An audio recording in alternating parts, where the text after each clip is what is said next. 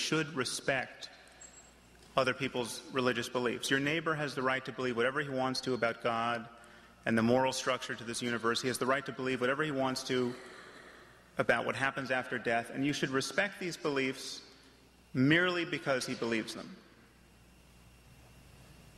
Where else in our discourse do we play by these rules? When was the last time anyone in this room was admonished to respect another person's beliefs about history or geography or engineering or medicine? We do not respect people's beliefs. We evaluate their reasons. If my reasons are good enough, you will helplessly believe what I believe. That is what it is to be a rational human being. Reasons are contagious. If I came on the stage and said that the Holocaust never happened, you would be under no burden whatsoever to respect my beliefs. We don't respect the beliefs of people who think Elvis is still alive, the people who make all those crazy pilgrimages to Graceland. These people do not get invited to sit on our boards of directors. They don't become presidents of universities. That is all well and good, except when you change the subject to God, and then all bets are off. Then the sky's the limit. You can be certain with zero evidence and respected for it. It is taboo to push the conversation into criticism of your beliefs. So what I'm advocating, really, and what I advocate in my book, is a kind of conversational intolerance. We don't need new laws. We don't have laws against Holocaust deniers.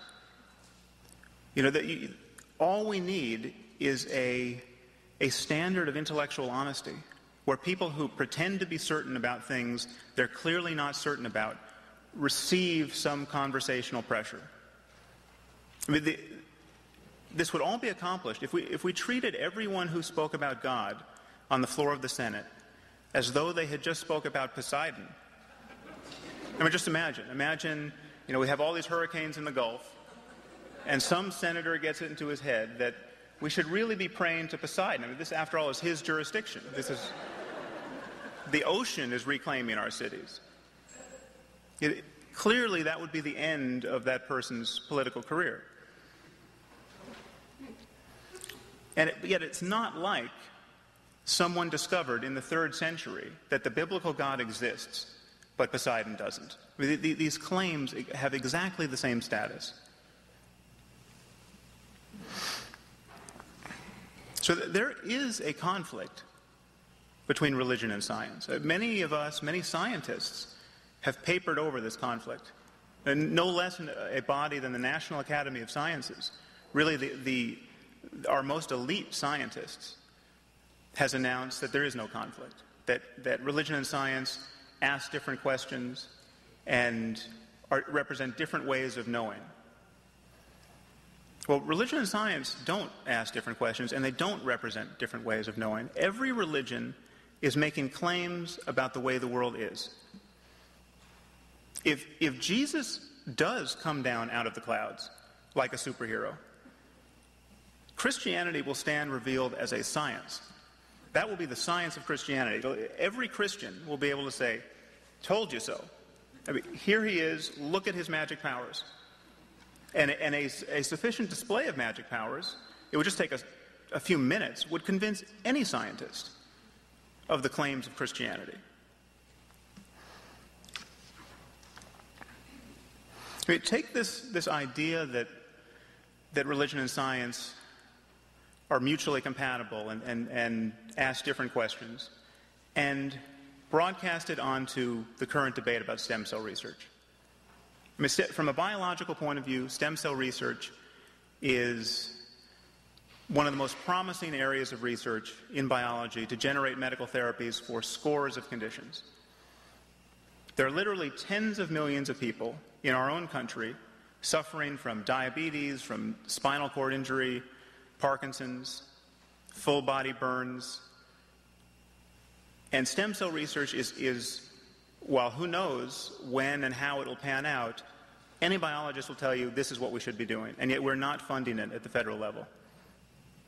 The concern from the religious point of view is that we have to destroy 3-day-old human embryos to conduct this research. And the ethical debate stops there. It is just merely asserted from the religious point of view that 3-day-old human embryos have souls. You have souls in the petri dish. You have souls in the little girl with diabetes. You can't, the interest of, who can weigh the interest of one soul against another?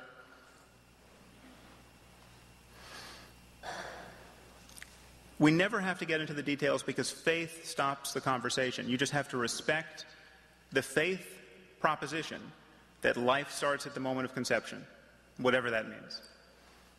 Well, let's talk about the details for a second. Perhaps it sounds scary to destroy human embryos. A 3-day-old human embryo is a collection of 150 cells. They're arranged in a sphere. There's no brain. There's no nervous system. Maybe 150 cells sounds like a lot of cells. There are 100,000 cells in the brain of a fly. Flies have brains. They have neurons. They have neurons very much like our own. If we know anything at all about the relationship between physical complexity and the possibility of having experience, and the possibility of having interests, we know that more suffering is visited upon this earth every time we swat a fly than when we kill a 3-day-old human embryo. It's not enough to say they're potential human beings. Given the advances in genetic engineering, every cell in the human body with a nucleus is a potential human being given the right manipulation. Every time the president scratches his nose, he's engaged in a holocaust of potential human beings. Take the idea that there are souls in these embryos. Well, embryos at this stage can split into twins. So what happens? We have one soul that becomes 2 souls. Embryos at an even later stage can fuse into what's called a chimera, becoming a single individual. So we have 2 souls coming into 1 soul. The arithmetic of souls doesn't make sense. No one is ever burdened with the responsibility of trying to make sense of it because faith stands in for ethical argument.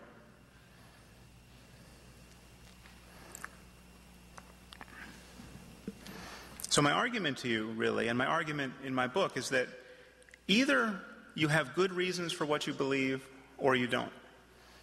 If you have good reasons, your beliefs are part of the general purview of scientific rationality. So we don't need to distinguish between hard science and soft science. This includes history. This includes all intellectual discourse where people honestly represent the state of the evidence and seek evidence. And religion is the only area of our lives where having no reasons or having very tenuous reasons is considered a boon, really. It's often considered even more ennobling to take this on faith rather than, this is the parable of doubting Thomas. So having noticed this confrontation between religion and science and faith and reason generally, many of us have become what is now called religious moderates. The religious moderation really is the flavor of religion that is acceptable to so many people who are otherwise rigorously honest in intellectual terms. And in my book, I criticize religious moderation rather harshly, and this has actually been some of the most controversial material in my book. So I just want to run through my argument briefly about this because it has raised some hackles. The first thing to say up front is just that religious moderation is better than fundamentalism. There's no doubt about that. Religious moderates don't fly planes into buildings. Religious moderates don't organize their lives around apocalyptic prophecy, and that's a very good thing. But religious moderation has some real problems. The first is that it gives cover to fundamentalism. Because religious moderates have made it taboo to criticize faith. They want faith respected. They want the whole project of being religious, being identified as a Christian, a Muslim, a Jew, to be respected. That it is impossible to call into question this basic project, the ethical tenability of raising a child to believe he's a Christian as opposed to anything else. And under the cover of this respect, we are now powerless to say the very harsh and necessary things